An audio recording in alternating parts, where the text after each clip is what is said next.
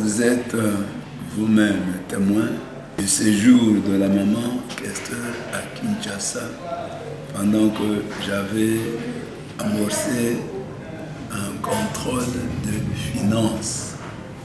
Elle n'était pas là.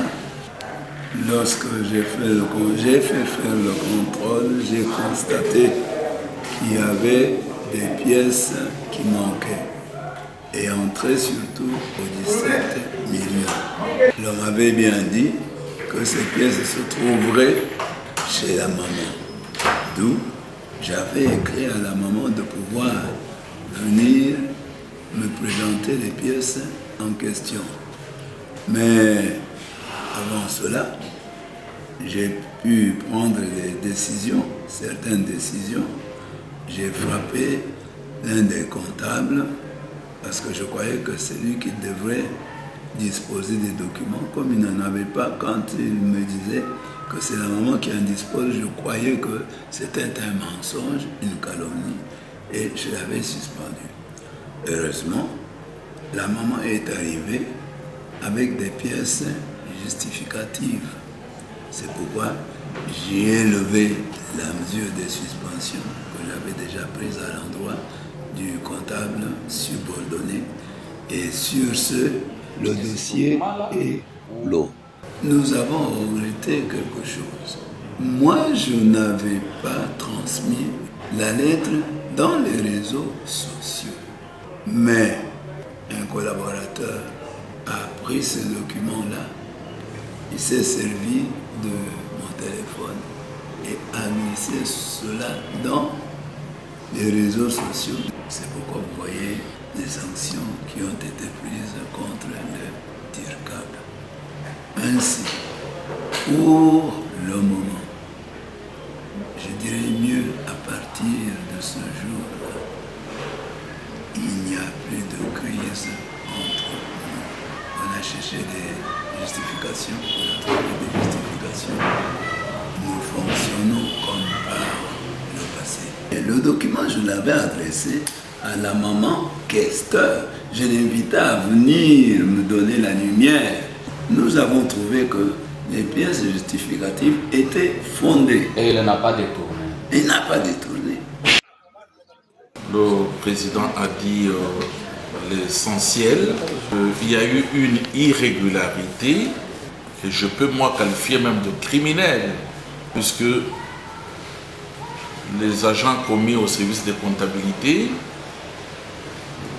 savaient très bien qu'en s'adressant à la commission mise en place, ils devaient présenter soit les documents, s'ils en détenaient, ou carrément se référer à Maman Kester pour qu'ils leur disent les documents sont classés à tel endroit dans mon cabinet.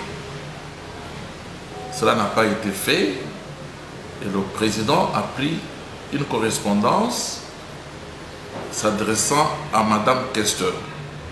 Jusque-là, c'était une correspondance administrative normale pour que la dernière présente les justifications du montant perçu ou du montant dépensé. Mais qu'est-ce qu'il y a eu, qu'est-ce que j'appelle un acte criminel?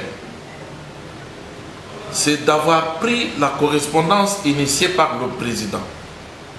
Avant qu'elle arrive chez les destinataires, d'abord Madame Kester et nous par ampliation comme membre du bureau, puisque moi j'étais absent de la ville, j'étais dans le territoire de Guibaya, les trois autres collègues étaient à Kinshasa, le président était seul à Canada.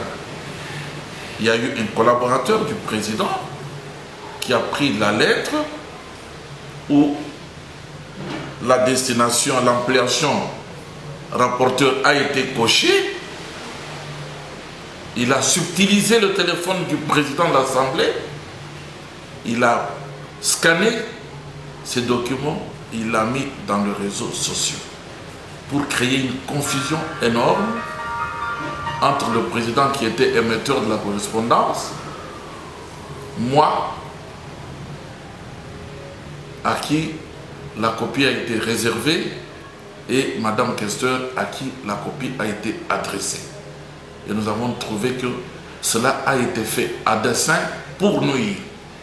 Pour nuire non seulement au bon fonctionnement du bureau, mais aussi pour porter atteinte d'abord à l'honneur de Mme Kester, en deuxième position, à l'honneur du président de l'Assemblée, comme pour dire qu'il a pris le document administratif, il l'a mis lui-même dans les réseaux sociaux, et troisièmement, à la personne du rapporteur à qui la copie de la lettre a été réservée, puisqu'il a pris la copie où on avait coché rapporteur, c'est ce qu'il a filmé pour mettre dans les réseaux sociaux. Jusqu'au jour d'aujourd'hui, le secrétariat du rapporteur n'a jamais enregistré cette correspondance. Elle s'est volatilisée, elle a juste été capturée comme ça pour faire un chantage et pour nuire aux membres du bureau et à l'honneur de l'Assemblée provinciale du Kasaï central. Et cela, vous avez appris, la sanction n'a pas tardé, les collaborateurs soupçonnés pour ce faire a été révoqué du service de l'Assemblée provinciale.